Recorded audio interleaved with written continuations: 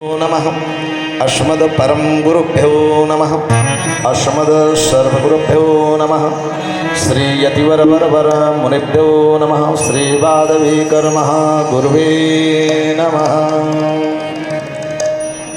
अनंत श्री विभूषित शमलंकृत श्रीमद जगतगुरु गादी स्वामी जी महाराज के श्री चरणों में साष्टांग दंडवत प्रणाम करते हुए आए हुए समस्त तीर्थों से हमारे पूज्य पाद जगत गुरु स्वामी जी सबके मुखारबिंद से आप सबने बड़ा सुंदर ज्ञान बचना अमृत का रसमान किया।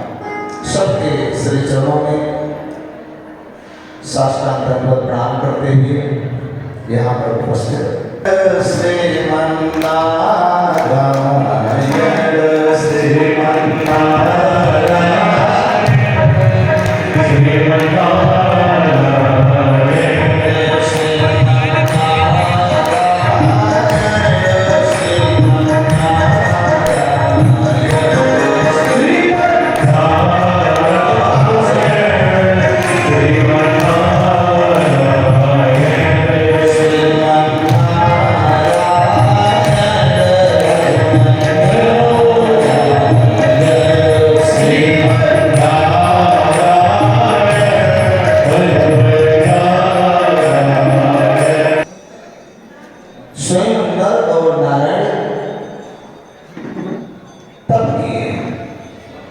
तपस्या की स्थली वो वैकुंठ के बारे में आपने खूब सुना आचार्य से, क्योंकि पर्यक्षक गुरु की तो वैकुंठम योग दुर्लभ। यदि गुरु की चरण की कृपा प्राप्त हो जाए, गुरु के श्री चरणों का जब श्रीपाद मिल जाए, चरणों तक मिल जाए, और गुरु चरणों तक कितनी बार? वैसे तो 3 बार, कुछ आचार्यों 2 बार कहते, लेकिन वास्तविक 3 बार कहना चाहिए। कैसे? अस्मद् गुरुभ्यो नमः, अस्मद् परम गुरुभ्यो नमः, अस्मद् सर्व गुरुभ्यो नमः। जितने श्री वैष्णव हैं सबके श्री चरणों का चरणामृत जब प्राप्त हो जाए तो हृदय कितना आनंदित होगा। और यहाँ तो आप सब परम सौभाग्यशाली हैं कि आचार्य कृपा से आपने कितने सुंदर सुंदर कथाओं का आनंद लिया। कथाओं से देखिए, कथा जो है मन की व्यथा का हरण करती है।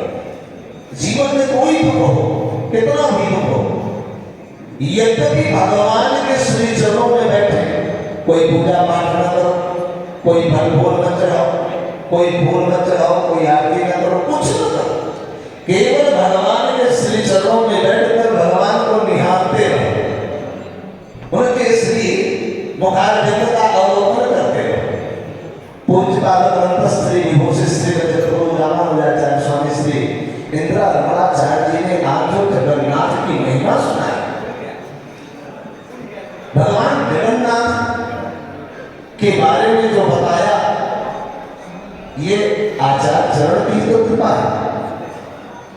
नहीं, आप 5 मिनट बोल करके अपने मन को समझाते कि मुझे भी चलना है, उठते चले जाते, लेकिन नहीं, आप सबके भाव को देख करके उन्होंने सब कुछ आप में समाहित करने का प्रयास किया। हम यहाँ आते हैं, यहाँ आकर के 99 के चक्कर में पढ़ करके सब भूल जाते हैं, होता है? और 99 से 100 कभी पूरा नहीं हुआ किसी का। क्योंकि कहा है ना कि कोई तन दुखी, कोई मन दुखी, कोई धन में रात उदास, और थोड़े थोड़े सब दुखी सुखी राम अरदास। भगवान के चरणों में जब प्रीति हो जाती है, भगवान के श्री चरणों का जब कृपा प्राप्त हो जाता है, और ये संभव तब है जब आचार्य कृपा होगी तब।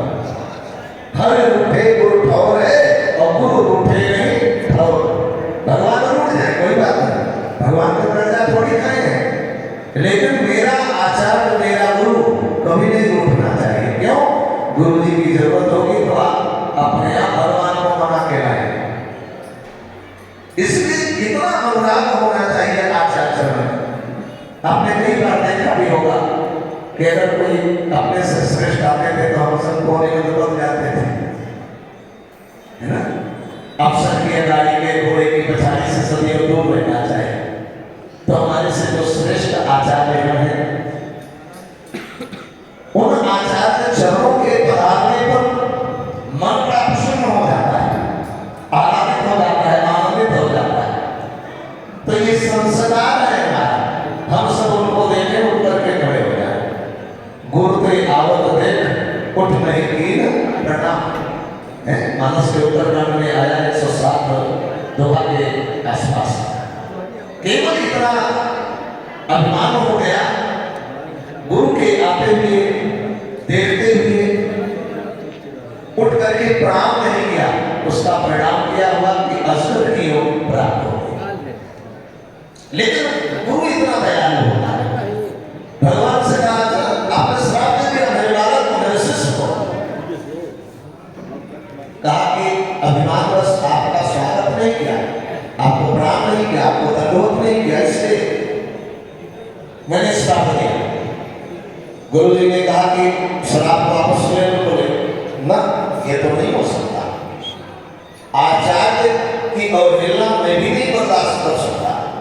इसीलिए हमारे पूज्यपाद रामानंद गोस्वामी जी ने कहा, भगवान से वरदान मांगा है, भगवान से कहा कि महाराज कि आपने नाम का तो रोशन करूंगा, लेकिन एक शर्त है। बोले क्या शर्त? बोले कि जो हमारी शरण में आ जाए उसको वैकुंठ जाने से कोई रोकेगा, और जो संग चक्र से अंकित हो गया, पंच संस्कार युक्त हो गया, उसको भगवान के पास जाने से कौन रोक सकता है? हमारे रामा गोस्वामी जी इतने दयालु, इतने कृपालु, इतने अपने भक्तों पर दया करने वाले, कहां किसको पाओगे आप?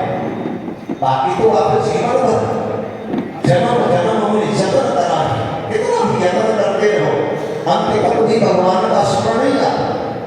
लेकिन हम यही पंच संस्कारों पर एकांत हित, हम उन पंच संस्कारों से युक्त होकर के भगवान के कैंकर्य सेवा के लायक बन जाते हैं। जब आपको नियुक्ति पत्र कोई दे दे तो क्या उस ऑफिस में जाने से कोई रोक सकता है? रोक सकता है। और ये नियुक्ति पत्र तो हमारे गोविंद ने आचार्य को दिया है कि आप जिसको लाओगे हम उसको ग्रहण कर लेंगे। उसके गुण अवगुण, उसके लिंग भी, उसके जात भेद से कोई लेना देना नहीं, पढ़ा है लिखा है अनपढ़ है गंवार है, कोई लेना देना नहीं। यहाँ तक कि कहा है कि आपको जो दीक्षा मंत्र दिया गया, अष्टाक्षर मंत्र जो प्राप्त है, मूल मंत्र जो प्राप्त है, आप जपे या ना जपे, लेकिन आचार्य चरण में अनुराग निरंतर होना चाहिए। यद्यपि यदि जीवन में कुछ करना चाहते हो, आने वाला जीवन भी आपका उत्तम हो, तो उसके लिए अष्टाक्षर है, तो नित्य 8 माला तो अवश्य ही मूल मंत्र का करना चाहिए। सुबह करो, शाम करो, दोपहर करो, चलते करो, बैठते करो, उठते करो, बैठते करो, खाते करो, सोते करो, जगते करो, कैसे भी करो, लेकिन करते। और यही अपराध हमसे होता है। जाते हैं आचार्य जी की सेवा में पहुंच जाते हैं, आचार्य चरण में बैठ करके हम अपने अहंकार में डूब जाते हैं। किसी को देखिए, बाबा ने किसी को छोड़ा नहीं। आजकल तो बड़ी विवाद की बात चल रही बाबा की चौपाई में। ऐसे ऐसे मूर्ख हैं, अनपढ़ हैं, गंवार हैं, क्योंकि आचार्य सेवा में तो रहेंगे। और दास देश में तो बहुत पत्रकारों को बुलाकर बहुत कुछ फटकारा है, बहुत कुछ ललकारा है, बहुत कुछ बोला भी। मैं तो कहता हूँ, मैं तो साधु बना हूँ तो सनातन धर्म के लिए बना हूँ, अपने धर्म की रक्षा के लिए बना हूँ, किसी सरकार के लिए, किसी नेता के लिए, किसी अन्य के लिए नहीं बना हूँ।